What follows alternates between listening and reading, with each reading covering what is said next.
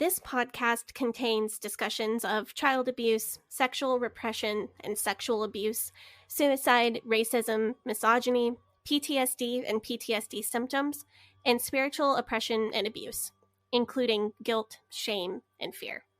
In most episodes, we will be mentioning some of these concepts in a general way without any graphic detail. If any of these topics or other triggering topics will be mentioned in great detail, we will let you know at the beginning of each individual episode, as well as in the show notes for that episode. Rolling river of time, you've healed me in too many days. No regrets, no confusion, there'll be no pollution. I'm so thankful I've decided to change my ways. Welcome back to the Leaving Eden podcast. My name is Sadie Carpenter, and I am here with my wonderful co-host. Oh, I'm so wonderful. Well, my name is Gavri'el Hakohen, and I now know the origin of love. So there's that. That's right. You know the Platonic origin of love. That actually comes from Plato. I did read about that. I think it's very interesting. But we're going to get into that. But first, I just have to say that the Leaving Eden podcast is the podcast about my life in and escape from the IFB cult. We talk about the IFB, other cults, religion, fundamentalism, and we seek to educate and inform our audience about the dangers that cult groups pose to society as a whole. We promote freedom of mind, freedom of thought, and freedom of religion. Well, you did all of that absolutely perfectly. Thank you, thank you. Yeah, because as you can see, she is the one who is introducing this episode, and you know why. Because it is a reverse homework episode. Yes, that's right. Put your homework down, flip it, and reverse it. Yeah. I like that. Hey, I made a cultural reference. Look at that. It's a Pride Month miracle, y'all. Now, usually homework episodes are me assigning Sadie something that she is not familiar with culturally. And today, it was the exact opposite of that, where Sadie assigned me something that I was not familiar with because it is Pride Month. And so we're doing all LGBTQ themed content for this month. And so she assigned me a piece of media that is very LGBTQ themed. Yeah. So that's super fun. There obviously are just so many pieces of media that we could have picked for this month. And we wanted to do musical theater, right? Right. It's a little overwhelming trying to think like what could you even potentially pick. But I thought having a musical theater piece would be appropriate for Pride Month. Absolutely. But this is an incredibly moving piece of musical theater. It's something that's personally very meaningful to me. And I know I wanted to challenge you because I know you don't like typical musical theater songs, just like the musical writing style, like Rodgers and Hammerstein doesn't appeal to you. I wouldn't say Rodgers and Hammerstein doesn't appeal to me. It's like if it sounds like Wicked, then I'm kind of out. Oh, really? Yeah. See, that's crazy to me. You would sound so good singing like Defying Gravity. You have the range for Defying Gravity and you don't like Wicked. I have the range for a lot of things, but shame on you. See, it's mostly just that it's I don't know, it's a bit too campy, but not in like a cool way. See, this one, it was a little bit campy, but in a way that it felt very appropriate. So, do you want to tell the people what we're vaguely referencing? What we're vaguely referencing. So, I assigned Gavi to watch Hedwig and the Angry Inch. I personally have seen it on stage. I've seen film of recordings of stage performances. And then I've also seen the John Cameron Mitchell 2001 movie. I assigned him to watch the movie just because that's the most accessible way to get the whole story. Because of COVID, I couldn't just make you go see it in a theater. Yeah. But you watched the movie, heard the songs. Yes. And now we're going to talk about it. Well, yeah, it's the sort of, well, you know what? If this was a coming to town and I got the chance to see it, you know what? I would strongly consider it because I enjoyed it. I got enjoyment out of it. I probably didn't get the same level of enjoyment out of it as a queer person would because it didn't necessarily represent my identity, but I did find it enjoyable. I found it relatable, and I love the music. And I'm just going to let our audience know that I'm probably going to cry through this episode because you said like something about seeing it in person, and I've got tears in my eyes because I'm thinking about like the time that I got to see it in person here in Portland, and just like I went Where was that, at the Keller? No, it was a Triangle over in Northeast. Huh, okay. Like a smaller community theater auditorium. I think that the audience was maybe like 250 people. Oh, that's intimate. That's really good. It was, and it was a friend of ours who played the lead. We didn't find that out until later, but it was, oh my gosh. I went into seeing this for the first time a little bit skeptical, or seeing it in person for the first time. I went in a little bit skeptical and had a religious experience. So do you want to jump into kind of the plot summary of Hedwig and talk about what happens in this movie? So, okay. So we open the story where we have this woman, Hedwig. She is fronting this band called the Angry Inch. They are playing not the best venues, you could say. They're playing like diners, restaurants. So the band is playing at restaurants that are kind of like knockoff Red Lobsters. Yeah, it's a seafood restaurant. It's which is funny. It's not that, I've played gigs at a lot of different places. I've played at concert halls that seated thousands of people, and I've played in basements, and I've played at some basement shows. Yep. I've played some places where people there did not want there to be live music playing, but the people were paying me to play live music there, so I went there and did it, which is an awkward experience. And this was very much in that vein. And then so she's playing. What's the first song? It's "Tear Me Down." "Tear Me Down" is the first song. So that's the first song, just right out of the gate. So I'll tell you, one of my probably top 10 favorite albums of all time is David Bowie, Diamond Dogs. Diamond Dogs by David Bowie. That's like, I listen to that record all the time. Oh, I love it so much. And so the song "Tear Me Down," very musically reminiscent of Diamond Dogs, David Bowie. And so I was listening to it. I'm like, okay, if this is what the music in this movie is going to be like, I'm here for it. I dig it. I really like it. I really liked that song. And there was bits in there about, I guess, the Berlin Wall. She's playing this song, and it's yeah. So they're setting up this story where Hedwig's body is like the Berlin Wall is like a metaphor for her body and her identity.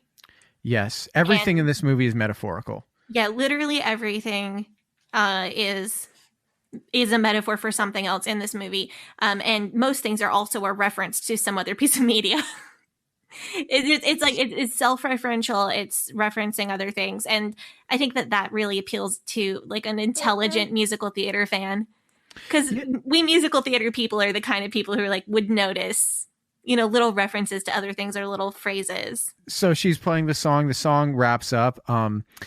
And I guess we keep getting references to she's back in the hotel room, or we keep getting references to that there's somebody that there's some dude that she has like that she has some sort of connection with for whatever reason. Yeah, she's playing this show, and she's kind of going off on these like mini rants with veiled references to some rock star dude. Yeah, and we're gonna find out more about him as the plot goes on. Yeah, so eventually we find out, okay, well, she has all of these songs that she's playing. The songs are really cool. They're very, glam, very very glam rock, which is super cool. But then we find out that she says, I wrote all these songs. These are all the same songs that this rock star Tommy Gnosis, right? That's his name. Tommy Gnosis is playing all of these songs, but she's really the one who wrote them. This guy stole them from me.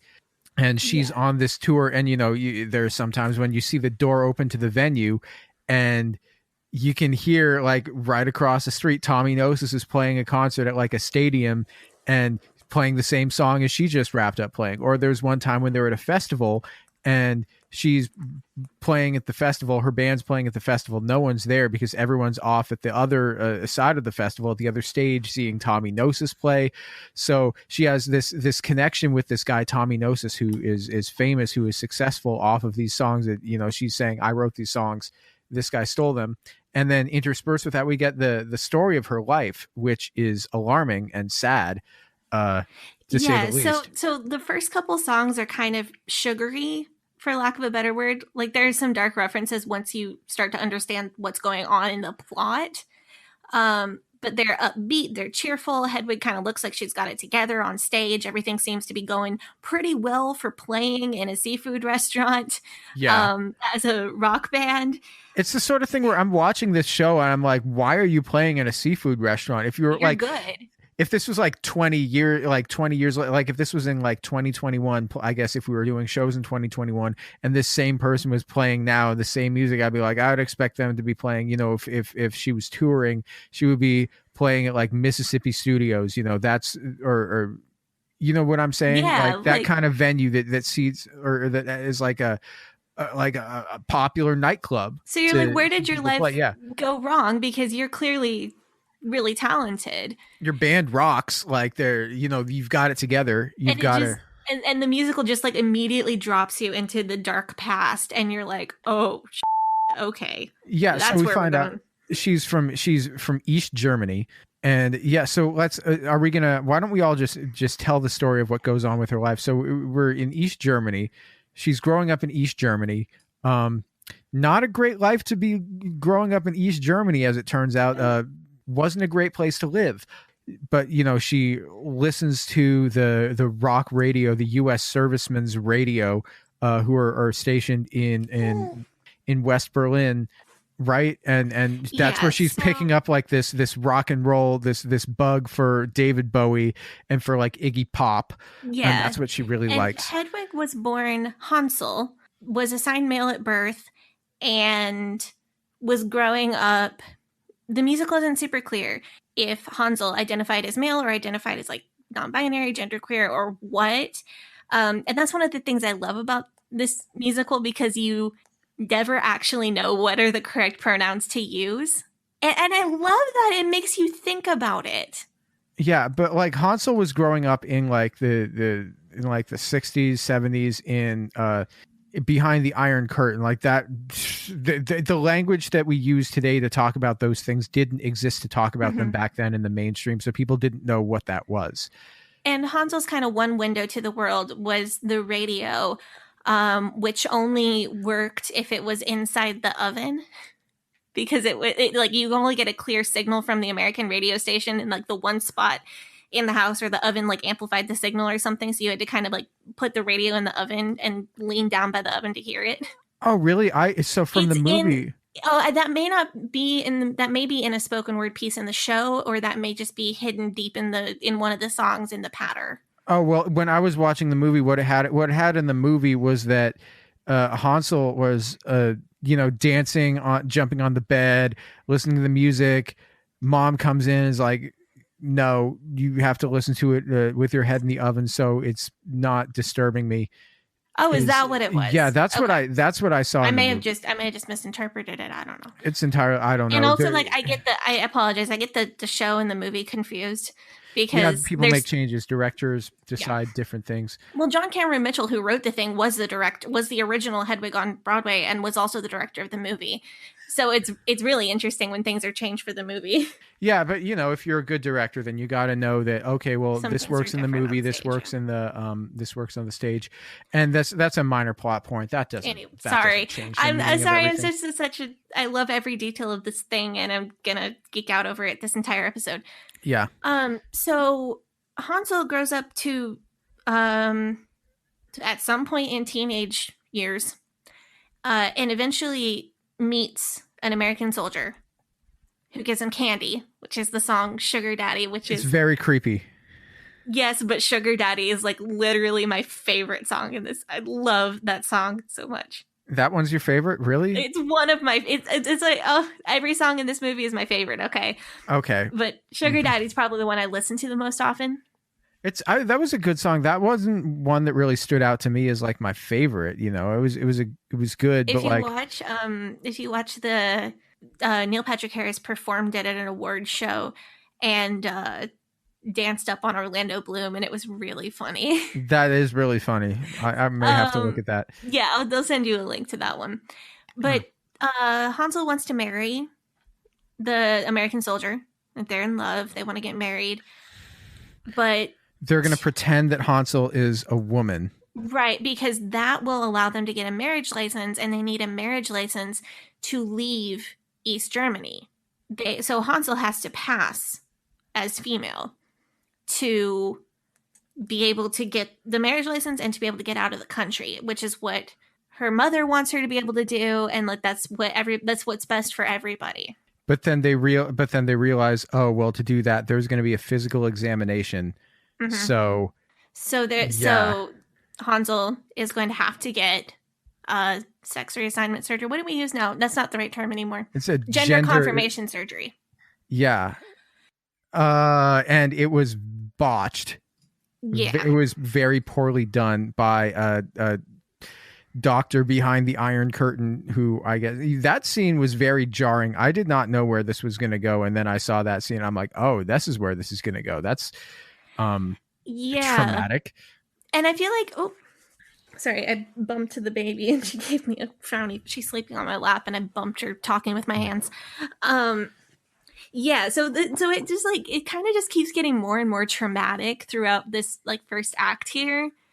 But then, you know, she gets, and that's when we get the song that apparently she is left with. She does not have a penis, and the vagina that they tried to create closed up did not work. Yes, which is one of the funny, like not funny, one of the more clever, I think, lines in the musical. 6 inches forward and 5 inches back. Yeah. That's one of the little, they're just little lyrical lines that I'm like, that is so good. Yeah, and so then there's the song. That's where we get the phrase "the angry inch," which is the name of Hedwig's band, is because the inch is like what she's got. You know, yeah, that's what's left after the botched surgery. Yeah, and so she gets out of East Germany. She moves to America, and then a year later, the Berlin Wall comes down, and her husband leaves her for another man. Yep. For a man. She's living as a woman in America, and her husband leaves her for a man. So this is all just like so things just kind of get worse and worse. And Hedwig, who took on her mother's name to have a feminine name to get out of so she took her mother's name because she took her mother's passport to get out of East Germany. Yeah. Hedwig continues to present female, and then at some point comes to identify as female. And it's not kind of canon when, like, what exactly that point was, but she does refer to herself as a woman later, like by at some point in this twisted story. Yeah. So at this point in the story, back in the knockoff Red Lobster, Hedwig is singing the song "Wig in a Box," which is a fun one. That one was really good. Yeah, and so she does that song, and then, you know, we figure out, you know, the next part of her life is that she works as a sex worker and also as a nanny, right? That's what's going on. She works as a sex worker, also as a nanny. And during her time working as a nanny, she comes across this, she's working for this family, and they have a 17-year-old son. The family's very religious, and the 17-year-old son is maybe not so religious. He's a bit more edgy. His name is Tommy, and she begins a weird sexual relationship with him, but also she's trying to mentor him in music. So it starts off more as like a, I think you really have talent. I think you could be a rock star. And she is sharing with him the songs that she wrote, and she's teaching him, well, if you want to stand out on stage, you should wear black eyeliner, black nail polish. And And then the relationship eventually turns sexual, and this kind of mirrors this relationship began sexual. well, it mirrors the relationship between Hedwig and Luther. Sure. Oh, and Luther was the sugar daddy. Luther was Luther was the sugar daddy husband, American soldier. It mirrors that because there's all these tones of like dubious consent at best. Yeah, and this kid's what, he's 17 at this time. Yeah. And Hedwig is what, like 30? Mid-20s? Late 20s. It mirrors that, and I think this is important because I enjoy a musical where the hero doesn't always do good things. And this is a situation where you can tell, I mean, she's obviously acting out of trauma, but also acting out of like, I don't know. Desperation. I think desperation to be loved is what it is, because Hedwig, I mean, think about it. Hedwig changed who she was for Luther. She fundamentally uprooted her view of herself and the world's view of her and changed her life permanently for him. Yeah. And then he rejected her like a year later. And he just treated her like she was nothing. He left her for a man, which was what she could have been. And so like she changed everything for what she thought he wanted, and then he was like, no, I don't want that. I actually want what you used to be or what you could have been. And so I think like she's acting out of like extreme need to be loved. Yeah. And Tommy being younger and naive, I think that she thinks that he can maybe give her that all accepting love that she's seeking. Yeah, but then, they get to the point where they're going to actually, do stuff sexually, and he finds the bump, he finds the angry inch, and he's like, what's that? And then she says to him, he may have been too young and naive to not know that she was not assigned female at birth. Yeah. He just thinks that this is just some like glammed up woman, and he's very Christian, so he doesn't know or the family probably didn't know that either because they're like very Christian. They don't know what they're looking for. Like the whole thing, the whole thing is like about passing privilege. Yeah, and like the mixed bag of passing privilege. He gets very angry, decides to leave, because and she's like, "What are you afraid of?" And then he runs out, steals her songs, gets super famous. She sues him. And so then that's sort of where you find, because they're like their tour is following the Tommy Gnosis tour and like playing in the same cities at the same time. And it's really just not going very well. Yeah, like this is not a good situation for anybody in the band. Like Hedwig is having conflict with her husband Yitzhak. Yeah, but she's really just the conflict isn't that there's conflict between them. The conflict is that she's treating him like absolute shit. Like, there will be times when he would be singing backing vocals and he would sound really good, and then she walked over and like switched his microphone off at the very beginning just to be like, no, like I'm the star, I'm the one. Yeah. Like, did you catch like the context of that relationship conflict though? How do you mean? So Yitzhak was a drag queen. Yeah. And he was like the best. Like the best of the best. Really? They never said that. They like that wasn't in the movie. I'm not sure like where this, I know it's canon. I don't know where it is. I see. This is the thing. So this may be in like a song from the show, or it may just be in like hidden in the lyrics of a song somewhere. I'm sorry, I don't know exactly where it is. Yitzhak was a drag queen, and he was like the best drag queen. And Hedwig agreed to marry him. So Yitzhak knows that Hedwig really wants Tommy, and that like being married to Yitzhak is just not really her jam. She's just kind of doing it to do it. See, I saw that. I figured that out because they were, they were kissing on the bed after one of the shows, and then the TV comes on and it's Tommy on the TV, and then Yitzhak gets all mad because Hedwig's attention is drawn away. Yeah. The other part of that drama, though, is that like Yitzhak was a very famous drag queen, and Hedwig only agreed to marry him if he promised to never do drag again. That was absolutely not in the movie at all. No, like that wasn't in the movie. What's supposed to be implied is that Hedwig is jealous of Yitzhak because he is able to present as female so well.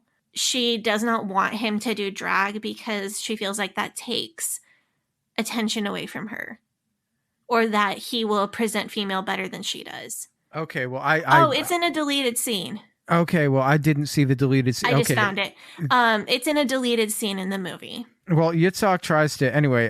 They're playing shows. The shows aren't going very well. Yitzhak gets cast on a cruise ship version of Rent, right? Right. Yitzhak goes auditions and is in Rent on a cruise ship, and is like, he comes in and is just like, "F you, I quit." And Hedwig tears up Yitzhak's passport, which was fun. That one terrified me. That is like such abusive behavior. Not a great look for our lead star Hedwig here. Not a great look for you. Hedwig just like I don't know, collectively kind of loses her shit. Goes back to sex work, goes back to like walking the streets, gets picked up by who of all people but Tommy Gnosis.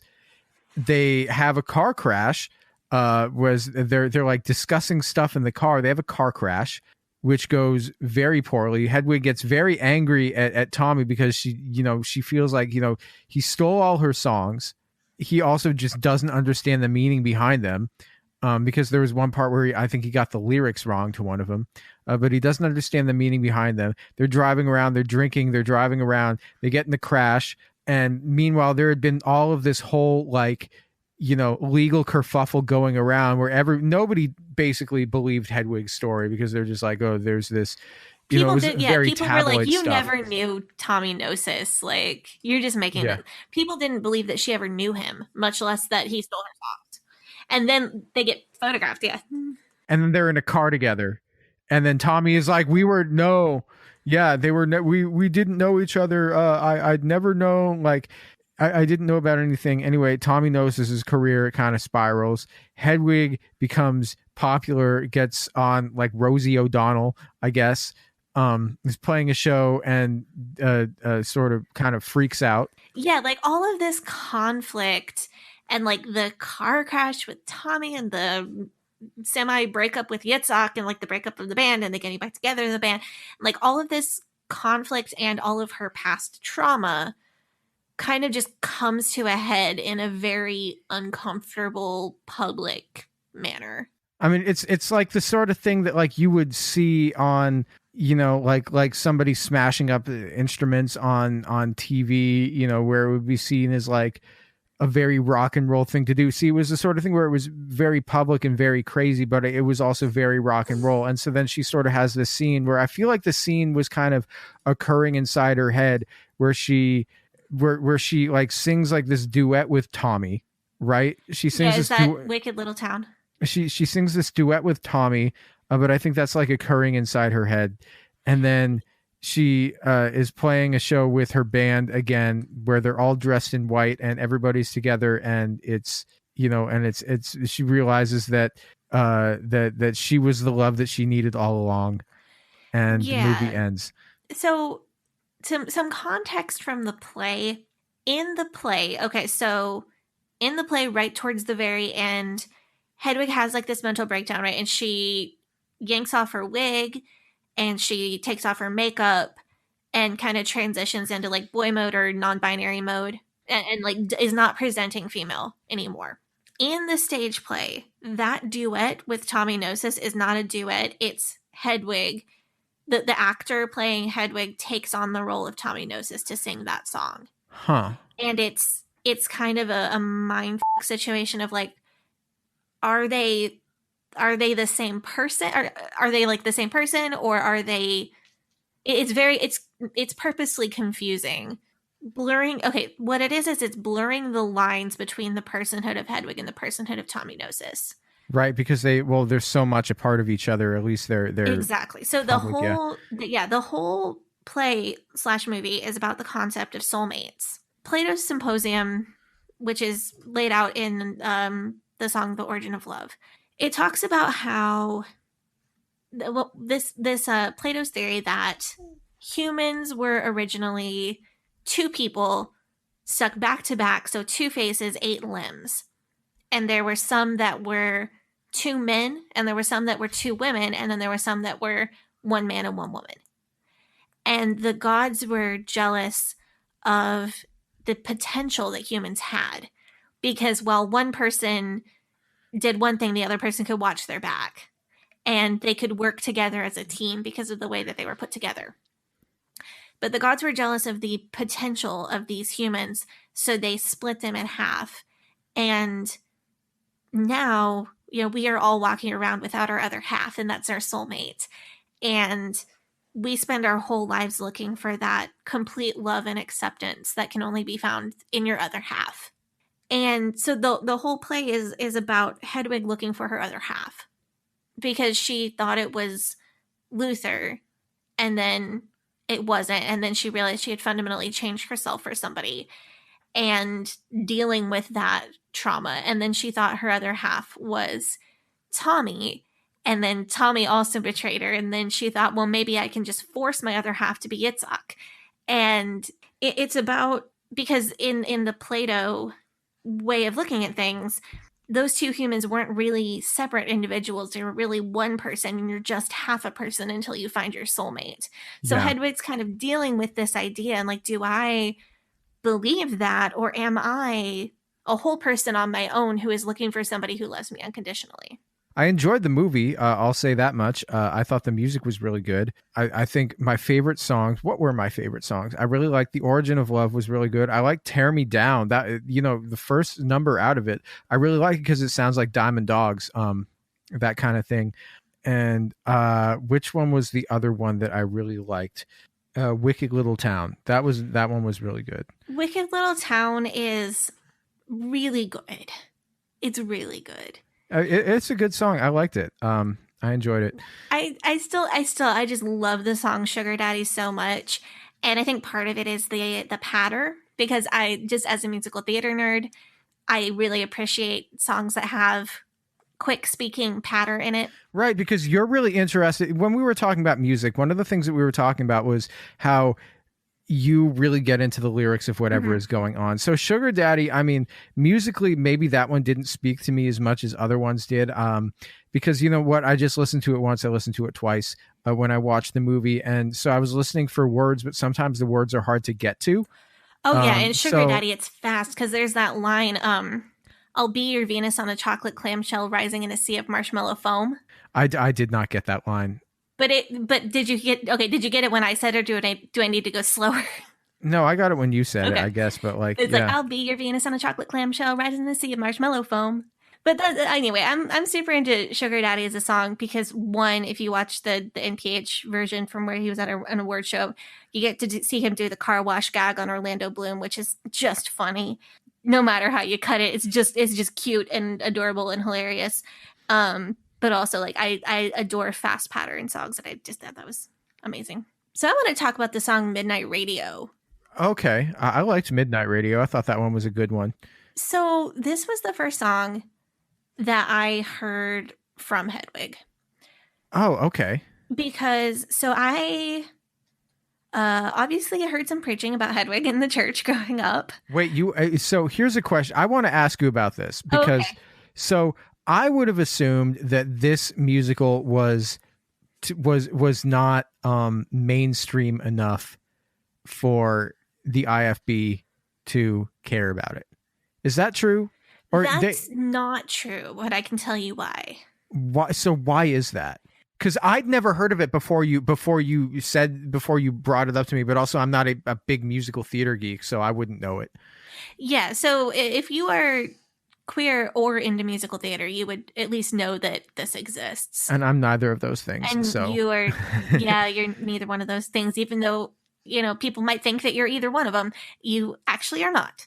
And that's sadly. And that's okay. You know what?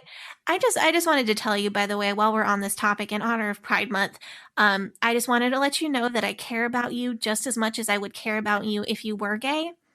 And oh wow, I don't blame you for being the way that you are, and you know what, I accept you. for who you are as a straight person. Sadie, you know what that means so much, because I know, I'm a little bit at a loss for words right now. Yeah. So emotionally. Just wanted to let you know that, that I don't care that you're straight. Just like, don't try to like turn me straight or anything. I wouldn't appreciate that. Okay, what were we talking about? We were talking Midnight Radio. The Midnight IFB. Radio. So the IFB is a major part of outrage culture. So they know about. Oh, yes.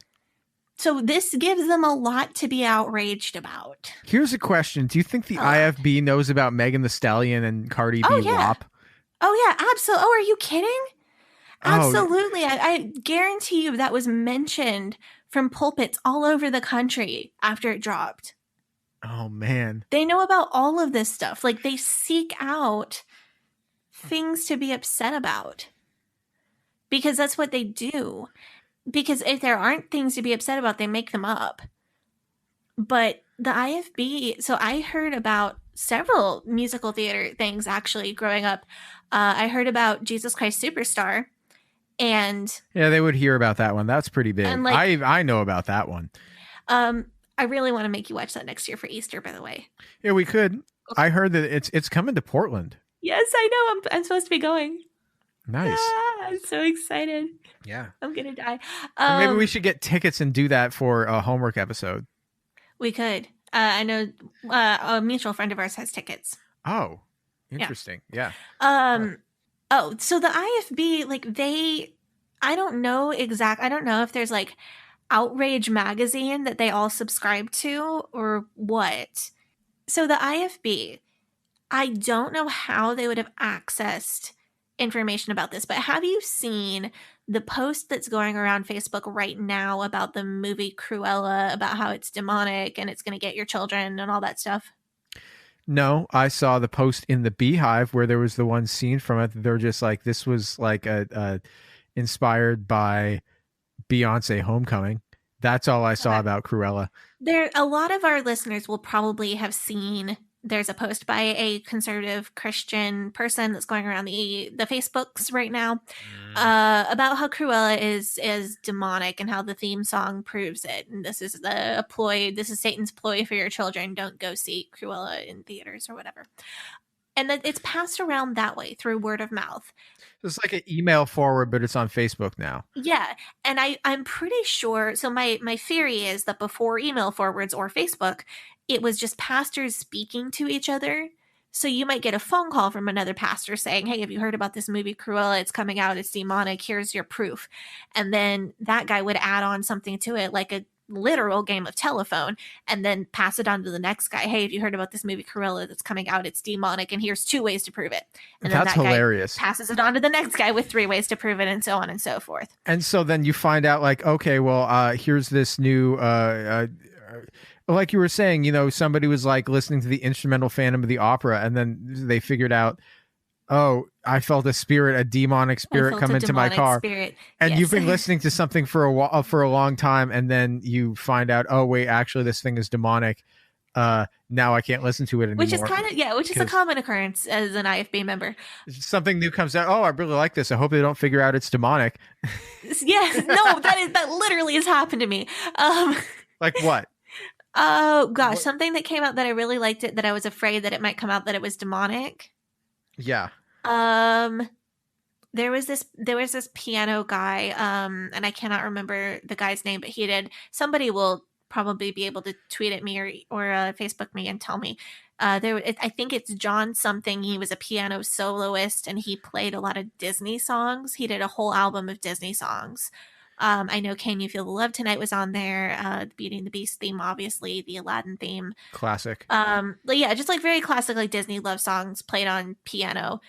Can't remember the performer's name, but I had that CD and I was really worried that I was going to get in trouble because there was songs from non-approved Disney movies on there.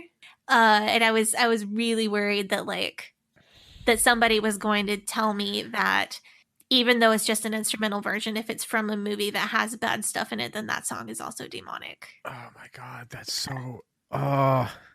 But there's people that just really get off on telling people that they like very holier than thou, that you can't do something, you know. And I figured this out, and I figured out that the devil is trying to get you. It just makes you like paranoid, like a religious fundamentalist, Mad Eye Moody. Yes, it's that exactly. The constant vigilance. Yeah. So I assume that people were passing around, some pastor somewhere heard about this movie and started to kind of start up the prayer chain, as it were, about this is terrible, because trans people are just one of the real big things that the IFBs like to hate on. So this movie came out in what, 2001? Yeah. And it would have been pretty subversive at the time. I can't remember hearing about like trans people until probably like 2006, 2007. Right. And this is also not like a squeaky clean portrayal of trans people. Oh no, this movie is grimy. This is not transparent, okay? Like this is very gritty, it's very edgy. And Hedwig is, I think a lot of people now, they want to portray like more typical trans people, like, you know, people who are friends of mine who are just literally very normal, nice people who happen to be trans, and just like regular people. And Hedwig is not like a regular person. No. Hedwig's got mountains of trauma and just suitcases full of bad decisions.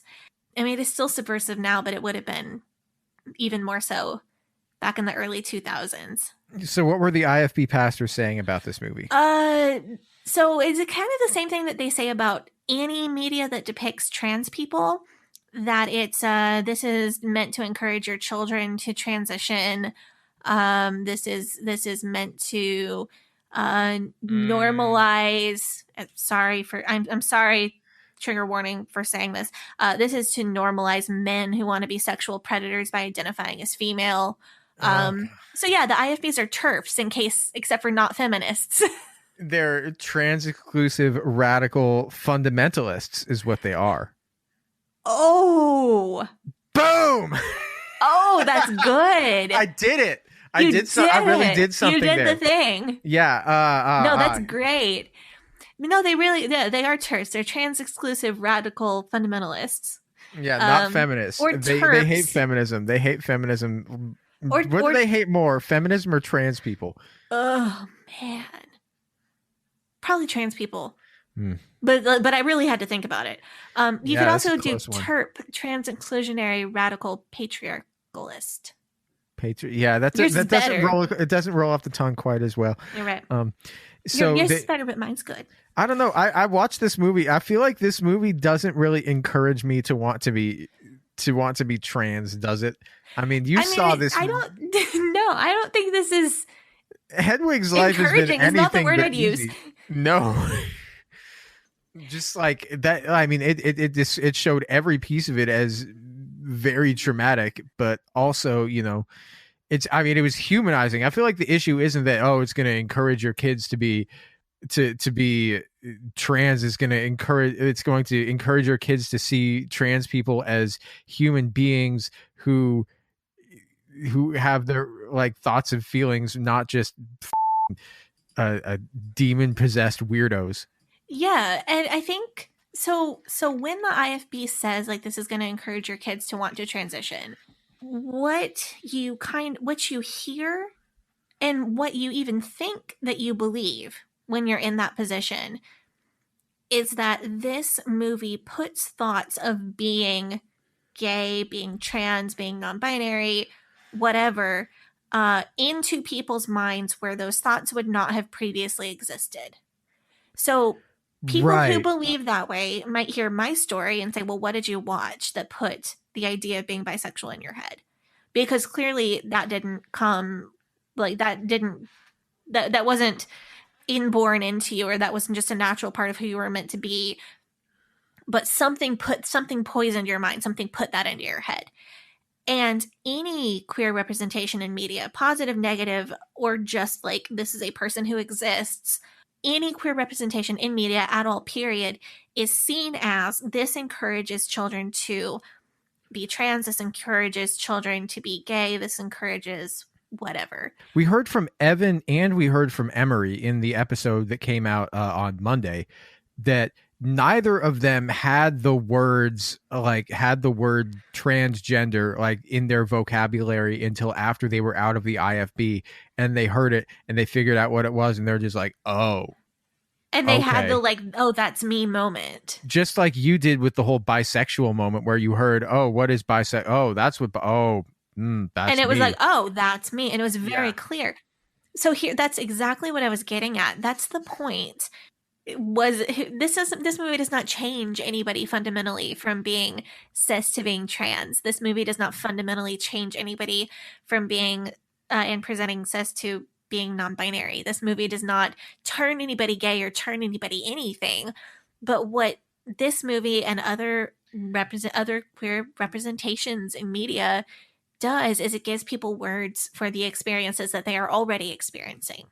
So people who are IFP, people who are extremely conservative, when they say this movie will make you trans or this movie will make you gay, I want the half of our audience who never was in that situation, who never was in the IFB, I want that half of our audience to understand that they really do believe that, because that is like the myopic point of view from which they are really seeing this.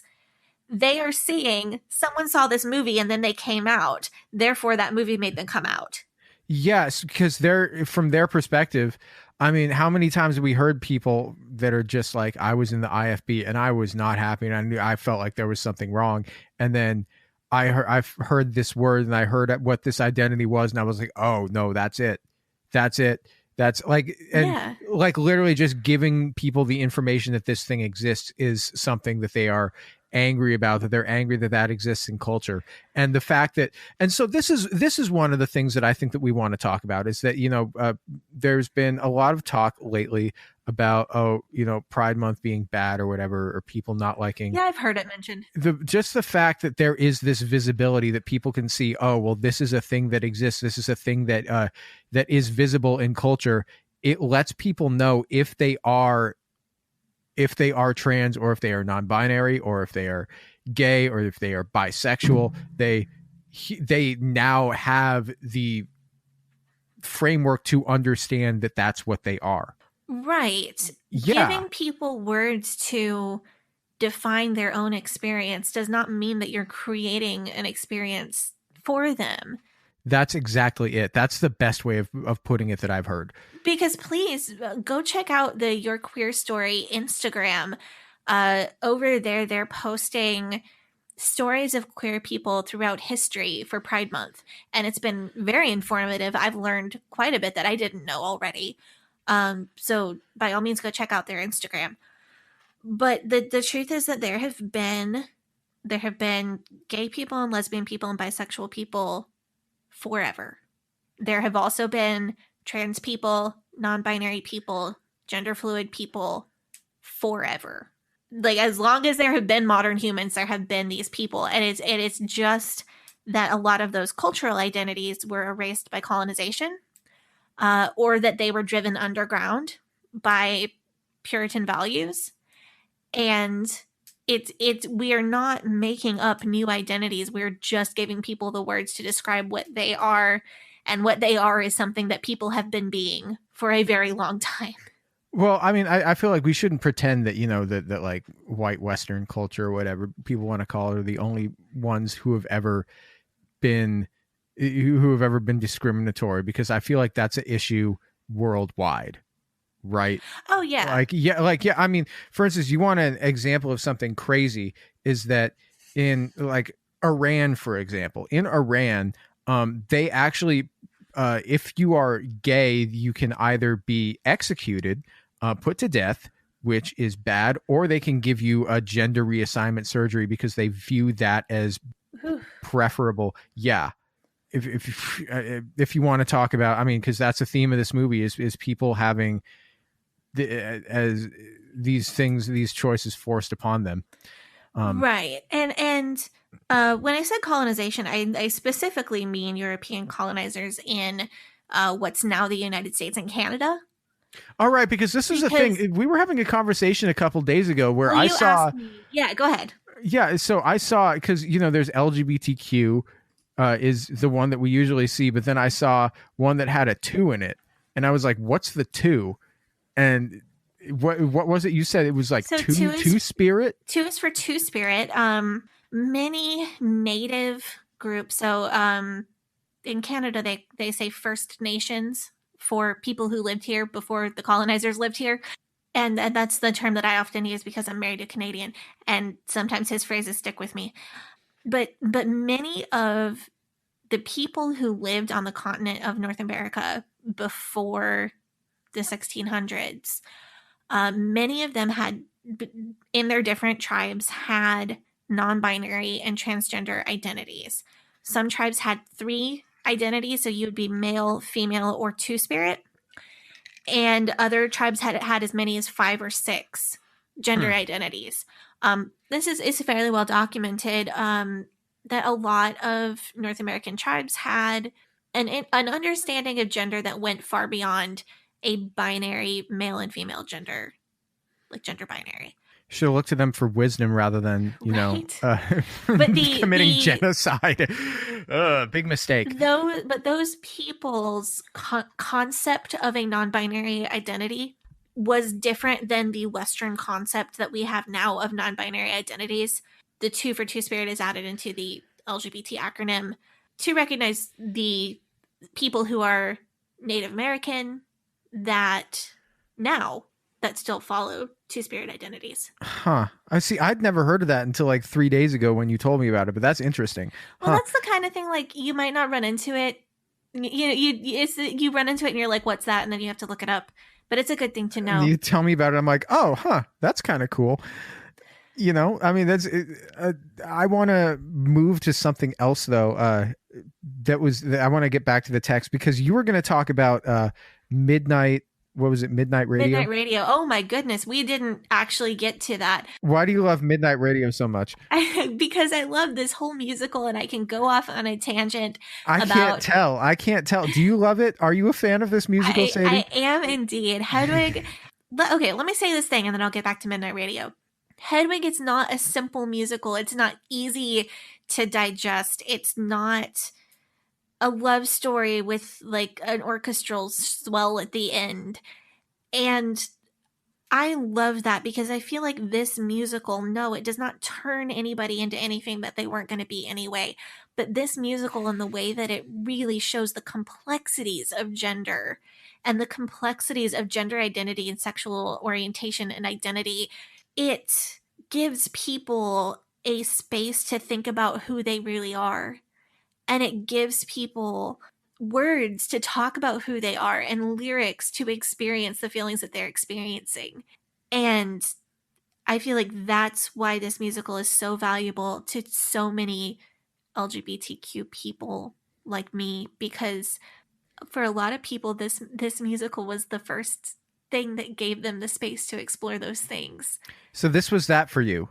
It was an important step on that road for me. Oh, wow. So I was still like marginally IFB, like towards the very end of my time in the IFB.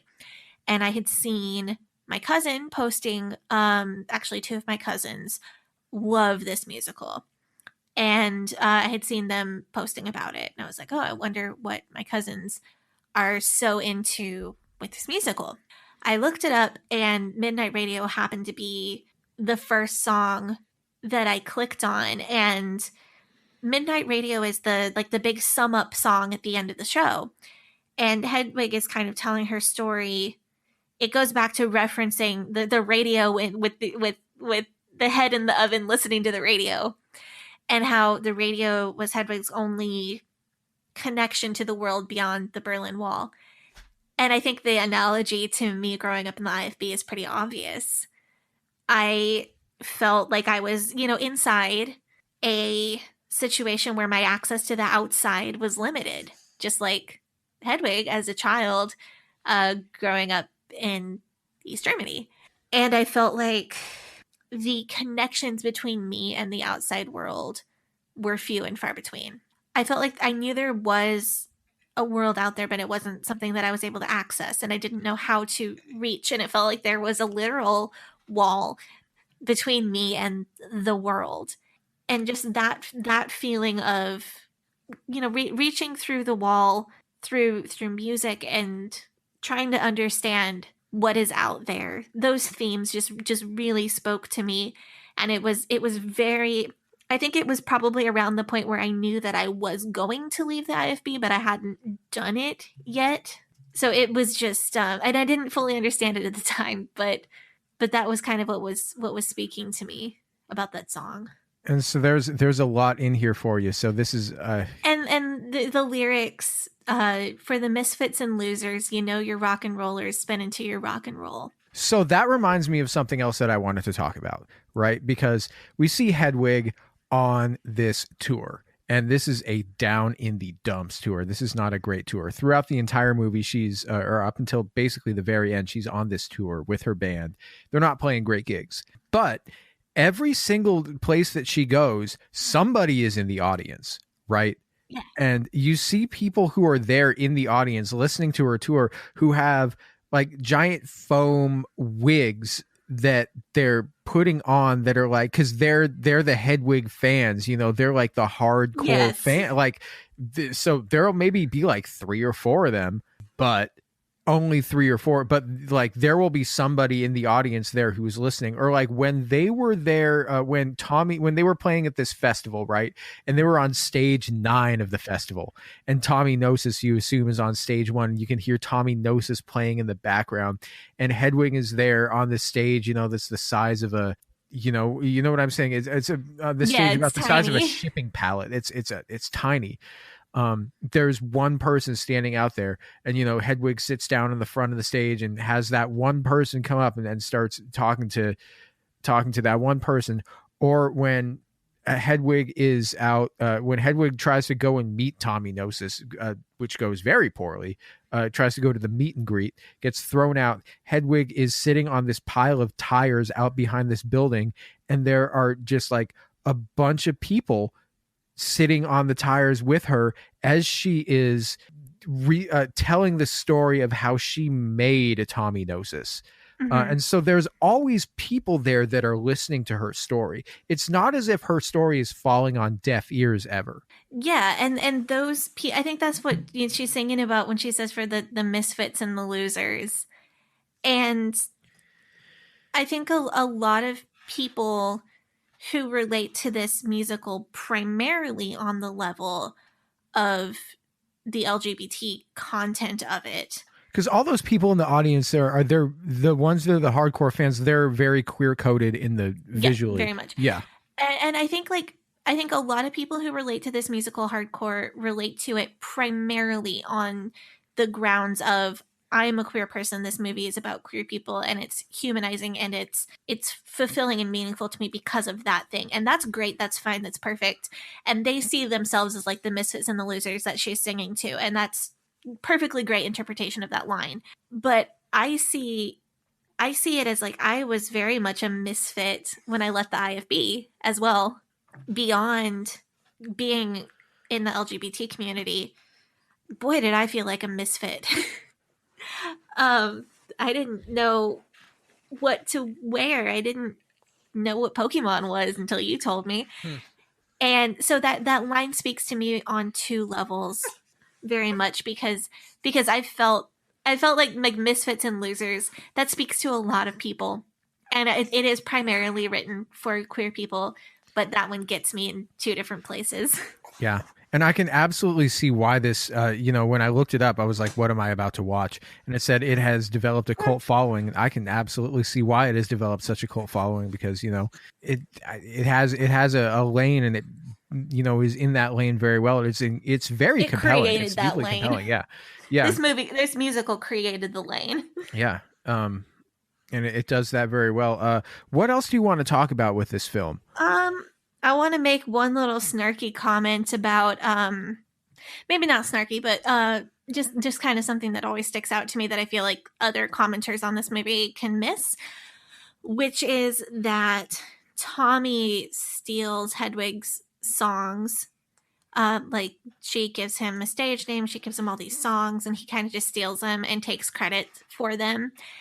And that is such a feminine experience to have. And I'm not speaking about anybody in particular in my own life, absolutely being serious. I'm not trying to shade anybody. But in general, I feel that men in general take credit for the accomplishments of women. And a lot of men build their success on the back of their wife or their wives, their secretaries, women who work for them. Obviously not every man, but a lot of men build their lives on the work of women and do not give credit and do not even know. They believe, like, a lot of men believe that they are self-made. It is culturally common for men to ignore incredible labor of the women in their lives and to think that they did it all themselves, when in reality 90% of the work was done by their wife, their mother, a woman who worked for them, or whatever. So I think that kind of just leads me to, the validity of Hedwig's experience as a woman. I think a lot gets made over the one thing that cis women can do that trans women cannot, which is birth children. But the truth is that trans women experience a lot of what cisgender women do. Hedwig has transitioned, and one of the most feminine, the most female experiences that she has is a man takes her work and doesn't give credit. And I think that's just a really lovely analogy for the validity of trans people, and specifically the validity of trans women.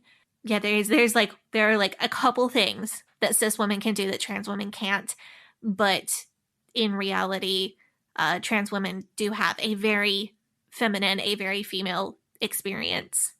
Yes. And that is one of a million reasons not to invalidate trans women. Thanks for coming to my TED Talk. Couldn't have put that in the words, but as a plot point, the fact that this guy was able to take credit for all of the work that she did and all of the creativity that she had and be heralded as like a genius and a superstar when she was just like, when she was the one that really came up. I was like, and that like, tracks. what's a more female experience than that? Yeah, I don't know. Like, tell me. I have given birth and I've had my not my music, but my work stolen by men.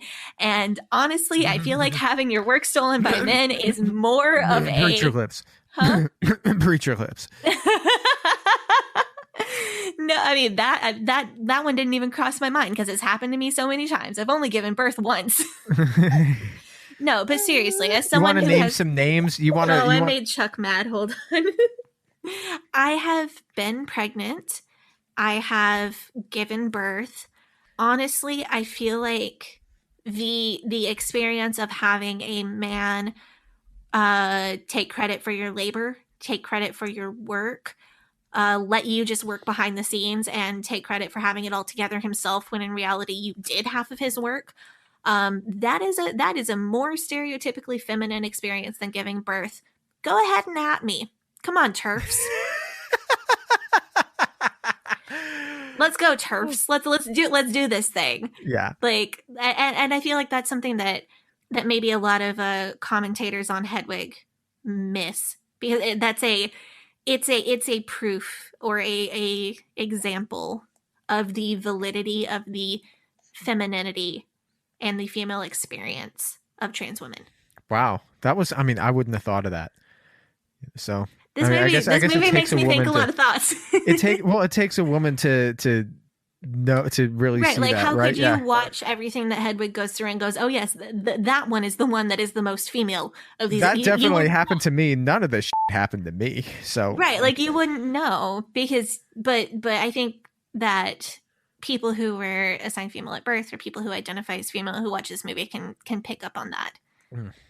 The one other thing that I wanted to kind of close with, I think the real value of this movie for me, other than just having so many amazing songs, just real catchy tunes, and it had Neil Patrick Harris in the Broadway production, and I love Neil Patrick Harris like beyond words.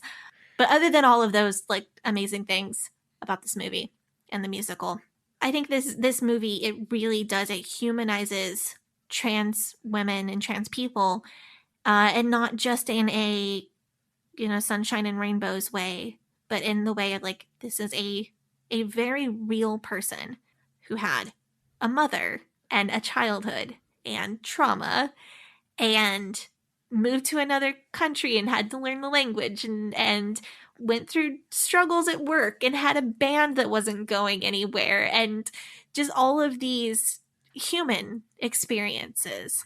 And she's not like a perfect person either. You know, sometimes she's like brilliant and sometimes she's absolutely abominable. Like, yes. The passport sometimes scene. She's just awful. Yeah. Just the worst. So abusive and so anger manipulative. is just terrifying. Yeah.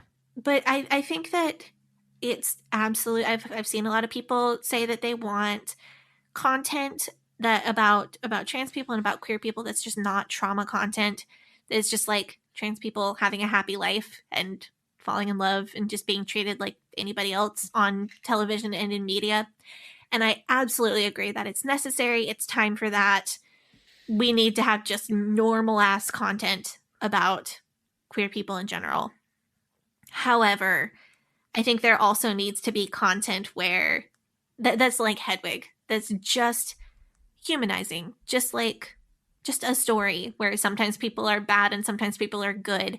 And this doesn't try to make a villain out of trans people or a hero out of trans people, because Hedwig is not a stand-in for all trans people. Hedwig is just Hedwig, and it's just a story about Hedwig. I think that's wonderful. And I think this also shows that being trans is not a monolith. People have different experiences. Hedwig didn't necessarily choose to transition. It was kind of her only option. It was kind of pushed upon her. And then later she did identify as a woman. And I think that's a valuable lesson, because people like the Wachowski sisters who came out super, super late in life and are valid, wonderful, great directors. People who come out early in life, valid, wonderful. I think that this movie is valuable because it shows that trans people have very diverse experiences, and that's just like the way it is. Get used to it. Well, hey. Sorry, I didn't put a good button on the end of that one. I think I'm out of like really smart things to say today. Those were all salient points that you make. I'm trying to think if there's anything else that I have to say about this movie, because, you know, I guess I was the one that was supposed to review it, but then you assigned me something because you want to talk about it. Let's be real here. And you've never done that. That wasn't what happened with the Lil Wayne album. Come on. I'm sorry. I should have thought better than to, that was not our best homework episode by far. That was, you know what? It's okay. The good thing about that one was that I think that was on the back half of a different episode, so you can listen to that episode, and we don't, and don't have to worry about that. Was that before? That was before we split homework. Yeah. Oh my God, we've been doing this show for so long. Not too long. We got more stuff coming in the future. Man, my final thoughts. I really enjoyed this movie. I obviously did not have the level of emotional connection to this movie as Sadie did, but that's kind of to be expected. I enjoyed the songs from it. I thought the music was really good. I might have to watch it again if this came to Portland. If there was if they were doing if it was on Broadway and it was coming to Portland, I would consider going to see it, depending on how much tickets were. And I'm so sorry. Did you tell me what your favorite song was before I went off on some rant? I think my favorite song is probably Origin of Love. Oh, okay. That's a good one. That's a good Origin of Love or Tear Me Down. That just the first one, man. Like, because you know what? I'll say it, but I've said it before and I'll say it again. One of my favorite albums ever, David Bowie, Diamond Dogs. Diamond Dogs by David Bowie is like one of my favorite albums ever. And Tear Me Down was just like straight out of that, man. Now that I have Hedwig in my head, I'm going to go listen to that and see like what I can draw. Go listen to Diamond Dogs. Do you know Diamond Dogs? Do you know that one? No. I mean, I probably heard songs from it, but I wouldn't know like the album or anything. Go listen to that album. It's I will. top tier. It's like, oh God, it's so good. It's all of, have you read 1984? Yes. Then Diamond Dogs is based loosely on 1984. Oh, okay. It's weird glam rock. We share a love of glam rock. Well, yeah, no, but that's sort of the interesting thing is that because, you know what, David Bowie started to get popular like late 60s, right? He was around that time. Yeah. I remember, you know, my mom was telling me, because, you know, my mom was born in 1956, and she was telling me about how when she was in high school, there were people that she knew that she was friends with that got really, really, really, really, really into David Bowie, and like really, really into the whole glam rock thing. And, you know, they would have like the platform shoes and stuff like that. And that was like their fashion. And she was like, oh, well, okay, well, this seems like a bit much for me, because my mom really liked Joni Mitchell. Joni Mitchell was her favorite thing. You know, she was really into folk music, but the people that got really into David Bowie and were just like, you know, this is me. This is like my thing. And then she realized later, oh, how many of those people were gay? How many of those people were queer? Oh, yeah, probably. Yeah, right. Because no, like, and you know, like, and that was the first time that we really, or I don't want to say the first time, but that was a time when, you know, when in culture that queer sort of coded content really, really, really started to get to be mainstream. And you saw these people and you saw this thing, and it was out there. It was in your face. It was a bit raunchy at times, and people saw that and they're just like, yeah, that's me. That's me represented in that music there. Yeah. And I think this musical is kind of born from that. Oh, 100%. Because 100%. John Cameron Mitchell would have been experiencing that as a young person, and then kind of played that into... Well, when was he born? Oh, that's my other Hedwig fact. He was born in 63. Oh, he was born in 63. He's okay. like less than 10 years younger than your parents, yeah. So he would have grown up when he was a teenager. David Bowie would have been the thing. Yeah, you know, it was kind of exactly, really, you know. Also, John Cameron Mitchell is apparently going to play the guy from Tiger King in a movie. Oh, he's going to play Joe Exotic in a movie. Okay, I'll go see that. There's my one other Hedwig fact that I wanted to let you know. One time, so Lena Hall was Yitzhak for Neil Patrick Harris's Hedwig. That's right, because Yitzhak is played by a woman. Always. But Lena Hall actually did Hedwig for a short run, which I wish I could get a video of, because that would just be the best thing ever. Anyway, Lena Hall liked a picture of mine on Instagram one time, and I just about had a conniption fit. And it was more exciting than meeting Rod Stewart. That's all.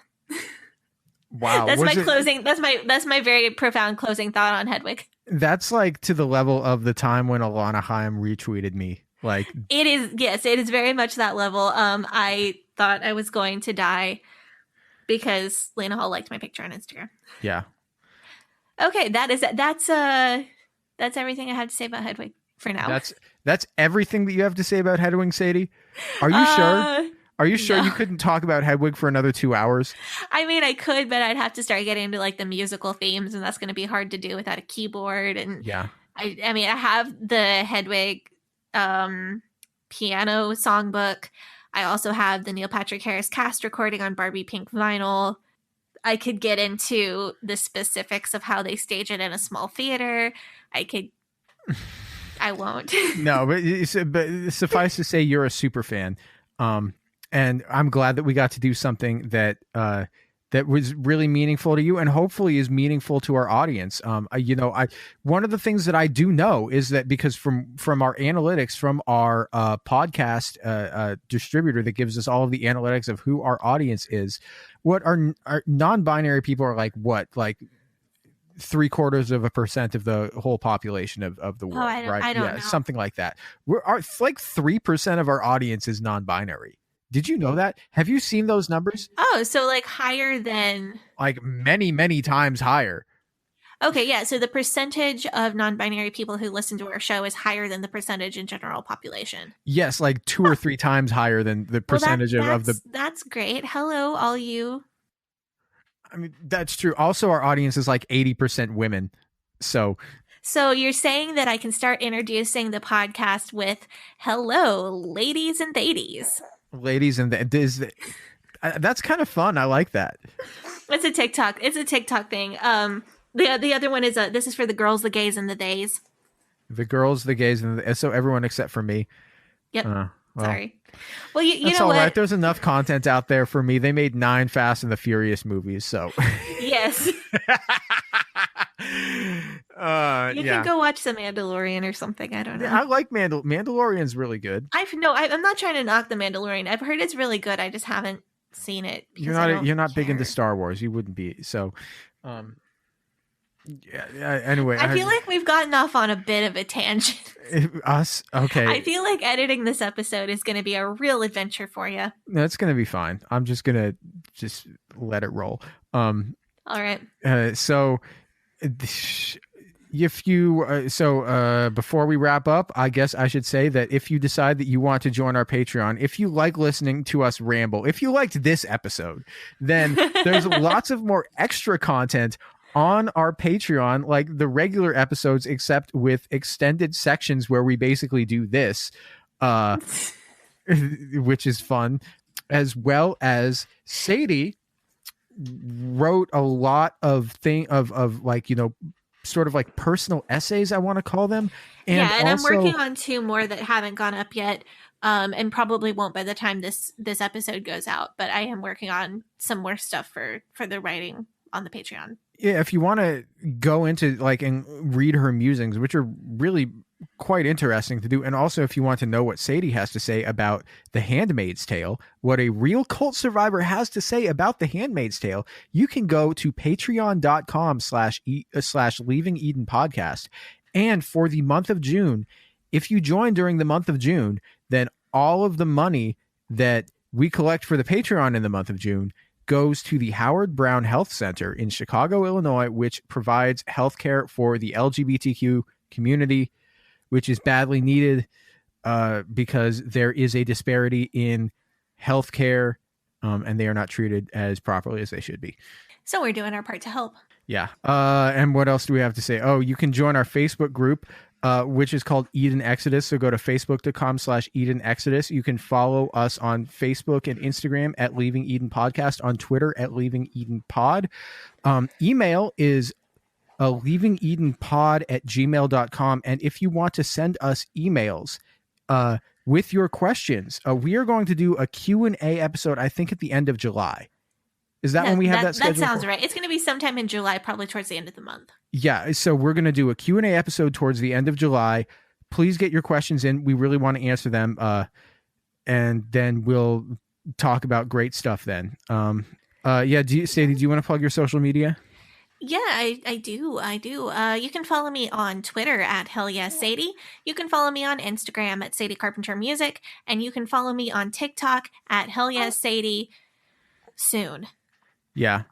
And you can follow me on Facebook, Instagram, Twitter, and Clubhouse at GavrielHacohen.